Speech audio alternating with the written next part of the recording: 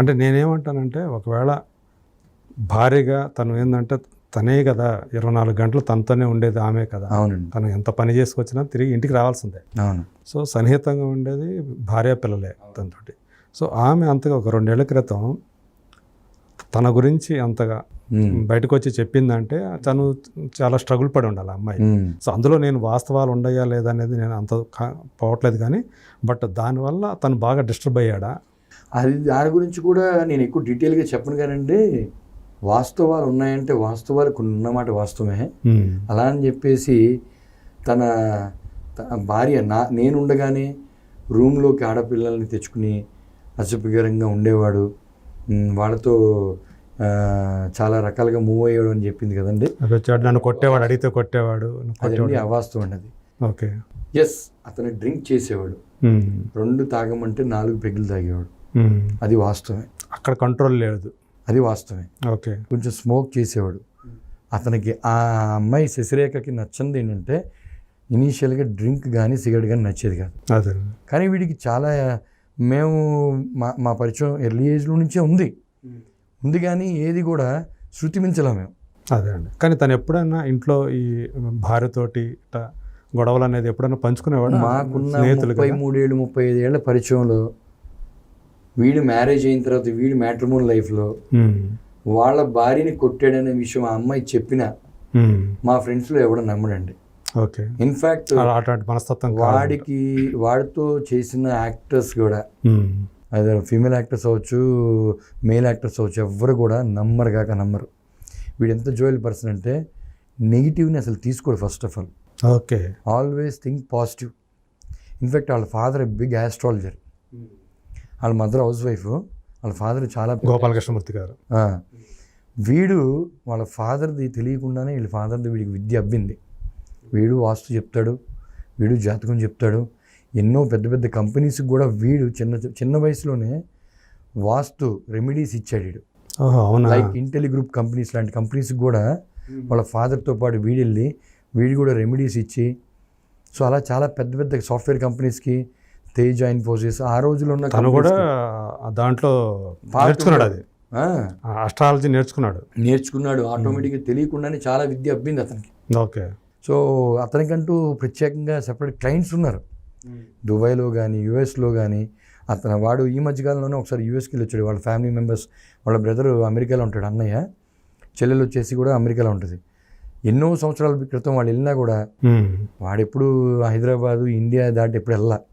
ఈ మధ్యకాలంలోనే ఒకసారి అమెరికా వెళ్ళడం, ఈ 4-5 టైమ్స్ దుబాయ్ ఈ మధ్యకాలంలో ఈ వాస్తు పాయింట్ ఆఫ్ వ్యూలో వెళ్ళడం ఇది జరిగింది, లాంగ్ ట్రావెల్. కానీ ఎప్పుడు కూడా వాడు చాలా తక్కువ టైంలోనే వాస్తులో కూడా ఆస్ట్రాలజీలో కూడా ఎంతోమంది క్లయింట్స్ని సంపాదించుకున్నాడు, ఎంతో మంచి పేరు తెచ్చుకున్నాడు. వాడు చెప్పింది జరిగాయి. అదే. ఎంతో పాజిటివ్ మైండ్, అంటే నెగిటివ్ ఉన్న వాళ్ళకి కౌన్సిలింగ్లో పాజిటివ్ యాటిట్యూడ్ని క్రియేట్ చేస్తాడు వీడు. ఓకే. ఎంతసేపు బాధలో ఉన్నవాడు ఎవడన్నా వాడిని కలిస్తే ఇలా చిల్ అయిపోవాలంటాడు. జరుగుతూ ఉంటాయి బాస్, ఏం పట్టించుకోవద్దు అంటే బయట తనకు అందరితోటి మంచి సత్సంబంధాలే ఉంటాయి, సమస్య లేదండి.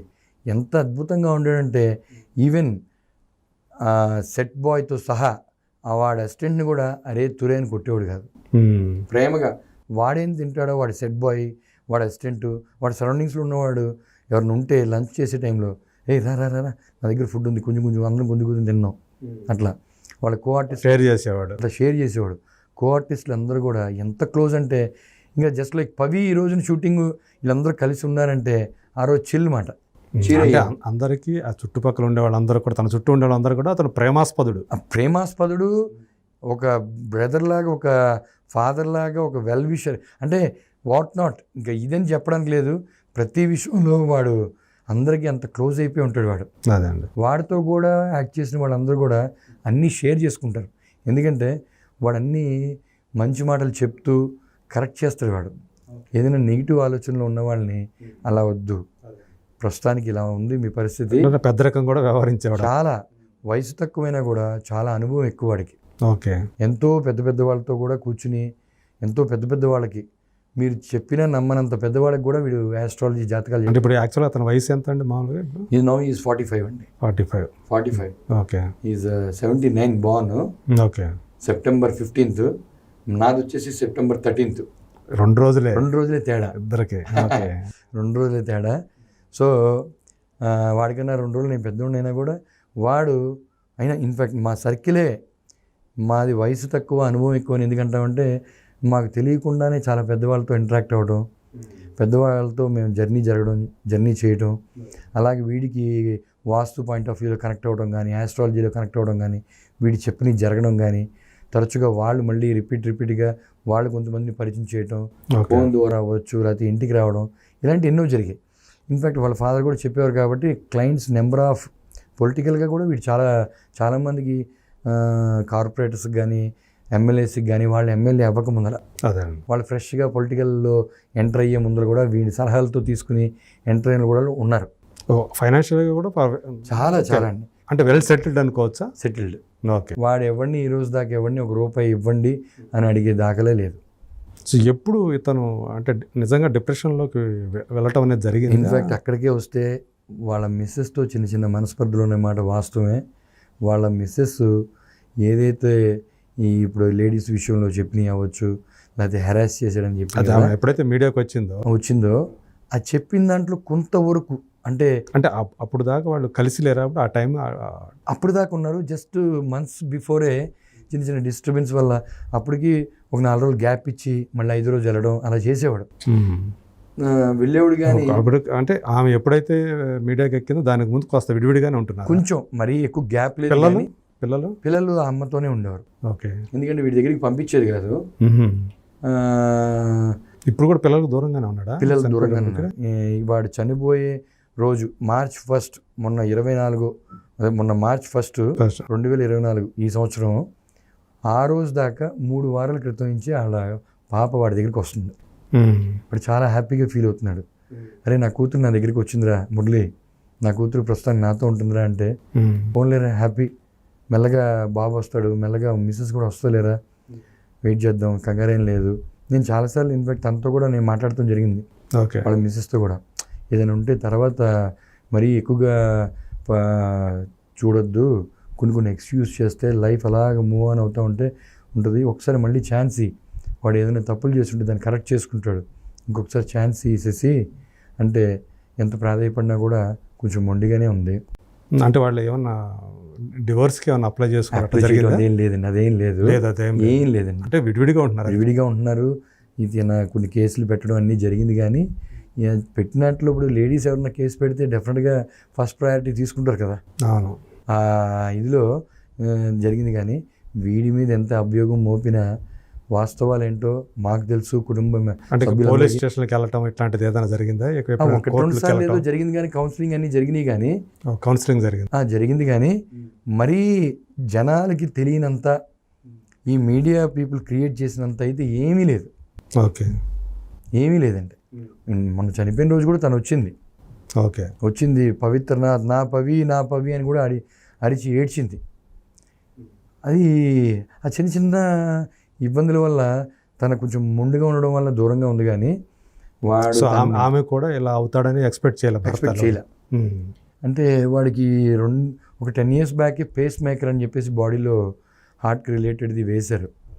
సో వీక్గా కొట్టుకుంటా ఉంటే పల్స్ రేట్ గురించి ఆ ఫ్లక్చువేషన్ ఉందని చెప్పేసి అది టెస్ట్ చేయించుకుంటే డాక్టర్ సజెస్ట్ చేయడం వల్ల అది చేయించుకున్నాడు. అది అప్పట్లోనే చాలా ఎక్స్పెన్సివ్, చాలా ఎక్కువ డ్యూరేషన్ జరిగింది ఆపరేషన్ కూడా. ఓకే. In fact very successful. 10 ఏళ్ళు అయిపోయింది. 10 ఏళ్ళు సూపర్ సక్సెస్.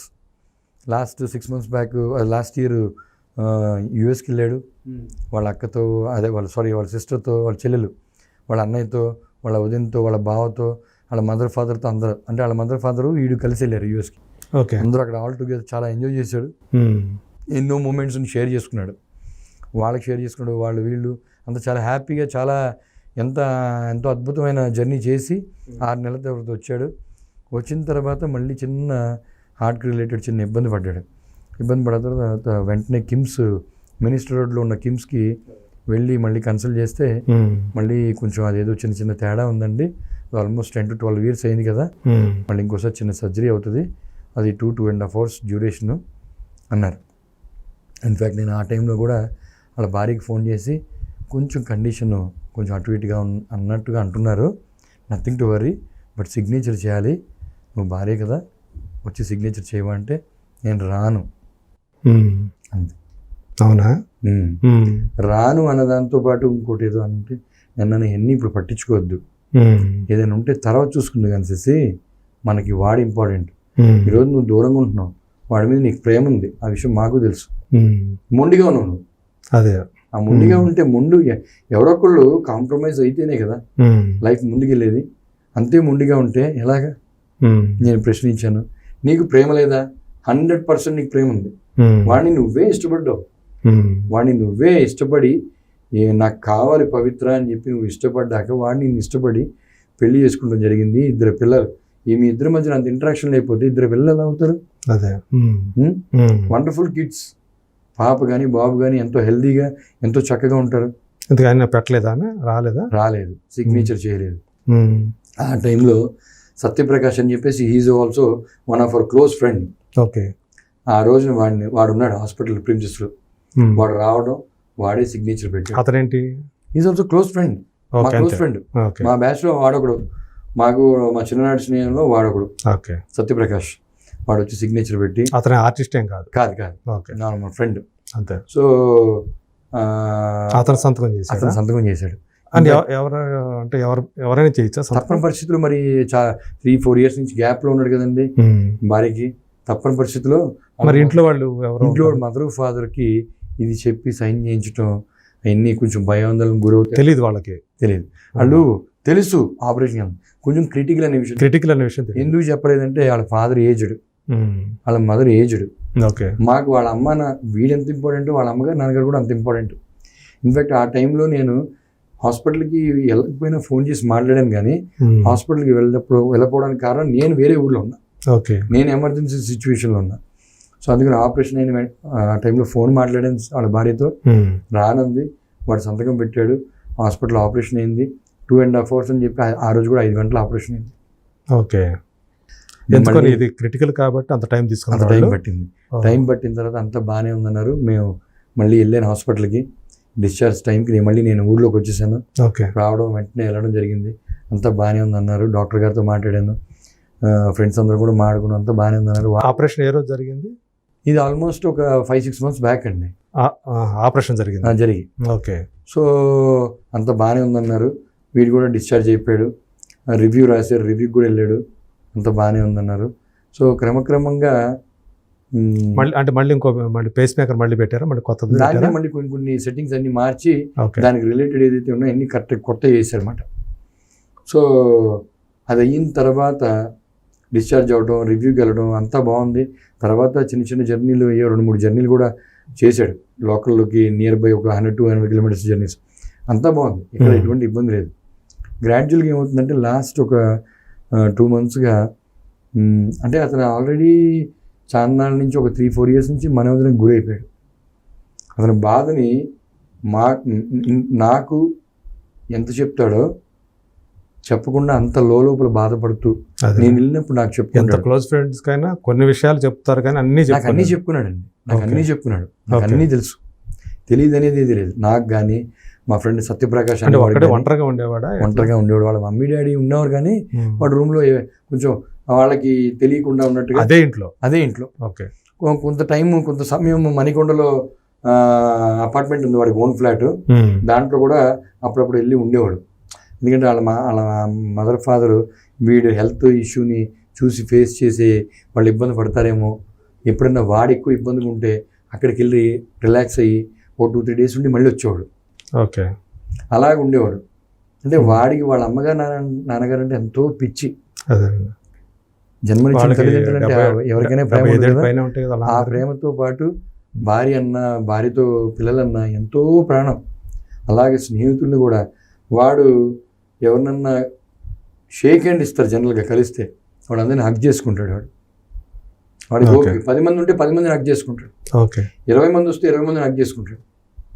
అంత ఇది